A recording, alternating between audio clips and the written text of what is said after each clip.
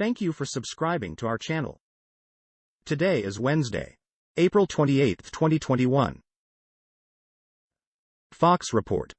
Dubai police arrest attackers in massive knife fight that killed 3. Police in Dubai have arrested 10 suspects in a massive knife fight that killed 3 people, authorities said Wednesday, a relatively rare outburst of violence in the Gulf Arab sheikdom. The police said the melee stemmed from a dispute over money, with 13 men armed with knives and wooden bats fighting over 5,000 dirhams, some $1,360. The brawl drew others in, killing 3 and seriously wounding more. BBC report. Rudy Giuliani, U.S. investigators raid former Trump lawyer's home. The raid was ordered as part of a probe into Mr. Giuliani's dealings with Ukraine, officials say. Federal prosecutors have been investigating Mr. Giuliani's role in attempting to sway Ukrainian officials to dig up political dirt on Joe Biden. The effort to pressure Ukraine led to Mr. Trump's first impeachment in 2019. The search warrant was executed on Wednesday at the former mayor's Upper East Side Madison Avenue apartment building, as well as his Park Avenue office. CNN report. KFC's biggest challenge. People can't get enough of its fried chicken sandwich. America can't get enough chicken sandwiches. That's great news for KFC, which launched a new one earlier this year. KFC's parent company Yum Brands said Wednesday that the sandwich, which is made with an extra crispy chicken fillet on a buttered brioche bun with pickles and spicier classic mayonnaise, has been a success so far. Our sandwich is performing at more than twice the volumes of our prior U.S. sandwich launches. Yum CEO David Gibbs said during an analyst call discussing earnings. BBC report. Apollo 11 astronaut Michael Collins dies at 90. He died on Wednesday after a valiant battle with cancer. He spent his final days peacefully, with his family by his side, they said. Collins had stayed in lunar orbit as his colleagues Neil Armstrong and Buzz Aldrin walked on the moon. Aldrin, 91, is now the only surviving member of the mission. We will miss him terribly. Yet we also know how lucky Mike felt to have lived the life he did. We will honor his wish for us to celebrate, not mourn, that life. Al Jazeera report. U.S. judge. No immediate release of video of Andrew Brown shooting. The body camera video that shows the shooting of Andrew Brown Jr. by police will not immediately be made public. A judge in the U.S. state of North Carolina has ruled, but said Brown's son could view it.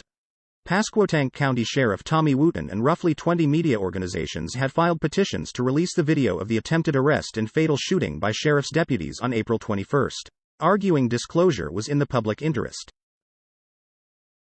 Fox report. Navy SEALs to shift from counterterrorism to global threats. 10 years after they found and killed Osama bin Laden, U.S. Navy SEALs are undergoing a major transition to improve leadership and expand their commando capabilities to better battle threats from global powers like China and Russia.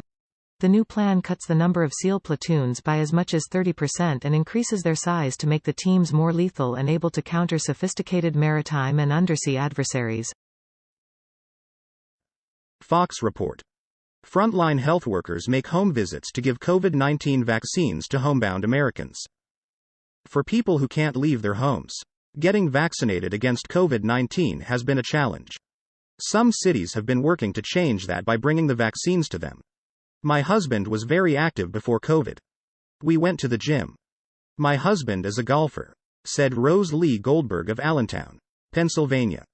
Goldberg said her husband, Gordon, tested positive for COVID-19 in December.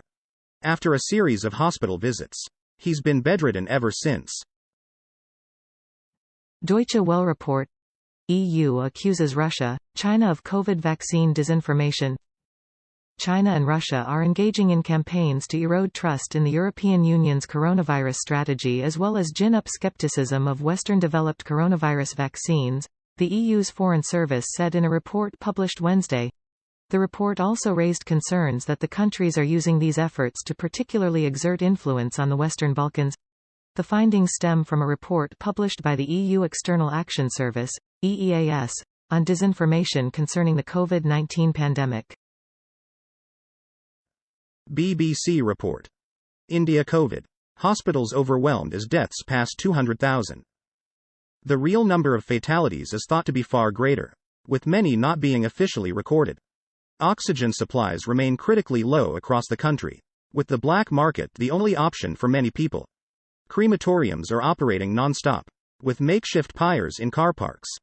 There have been at least 300,000 new infections every day in the past week, with more than 360,000 new cases in the past 24 hours on Wednesday. Al Jazeera report. In talks with Houthis, Zarif backs intra-Yemeni talks. Ceasefire. Iran's Foreign Minister Mohammad Javad Zarif has reiterated his country's support for a ceasefire in Yemen and a return to talks during a visit to Oman where he met a spokesman for the Houthi rebel group. Zarif's comments on Wednesday came a day after the Crown Prince of Saudi Arabia, which has been militarily supporting Yemen's internationally recognized government against the Houthis, called on the rebels to cease hostilities and return to the negotiating table. Deutsche Welle report. German Catholic cardinal abandons medal over church abuse legacy. Groups for survivors of sexual abuse at the hands of Catholic clergy in the Cologne and Trier dioceses welcomed Cardinal Reinhard Marx's decision not to receive one of Germany's top awards for public service, akin to an Anglo-Saxon knighthood. It shows that churchly princes also are finally glancing at the people harmed, said Peter Bringman Henselder of a Cologne Diocese Advisory Group, referring to the many children abused in the past by priests. Fox report. LAPD fatally shoots suspected gunman who killed two, including newlywed, in seemingly random spree. Cops.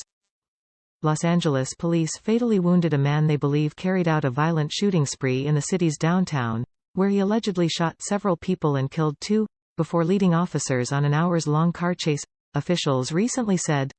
The suspect, only described as a man in his late 40s or early 50s, was pronounced dead on the overpass in Orange County on Tuesday morning, according to the Los Angeles Police Department, LAPD. Deutsche Welle report. Northern Ireland's First Minister resigns amid tensions. The leader of Northern Ireland will step down from her position at the end of June, according to a statement from the Democratic Unionist Party. First Minister Arlene Foster said she would resign as leader of the party on May 28 and as First Minister in June. The announcement comes after members of her British Unionist Party pushed to oust her over her handling of the fallout from Brexit and other issues. CNN report. Saudi Arabia could sell more of its crown jewel. China is the most likely buyer. Saudi Arabia is considering selling part of its giant state oil company to a major foreign investor, likely from China. The kingdom's crown prince, Mohammed bin Salman, confirmed the possible sale of a 1% stake in the world's biggest oil company on Tuesday. The stake would be worth about $19 billion based on Aramco's market value.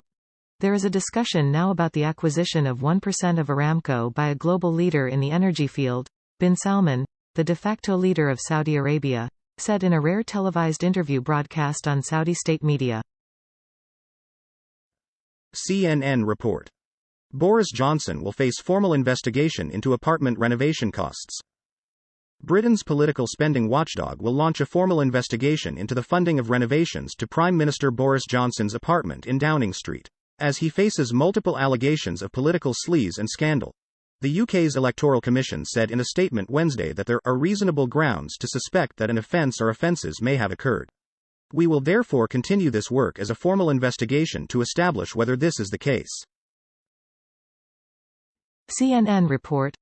Video shows Colorado police officers laughing over bodycam footage of 73-year-old woman's violent arrest. The family of a 73-year-old woman who alleges that she was violently arrested is calling for the firing of the arresting officers involved and the removal of city leadership that hired these individuals and fostered this culture of abuse, according to a statement from the family's attorney released Tuesday. Karen Garner, who has dementia, was arrested last June for walking out of a Walmart in Loveland, Colorado, with $13. Al Jazeera report. Moldova's President Maia Sandu calls early election for July 11. Moldova's constitutional court has cancelled a state of emergency introduced to stem the coronavirus pandemic, enabling President Maia Sandu to dissolve parliament and call for an early election on July 11.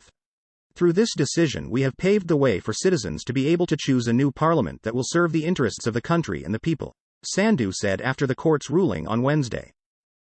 Thank you for watching 5 p.m. Recap.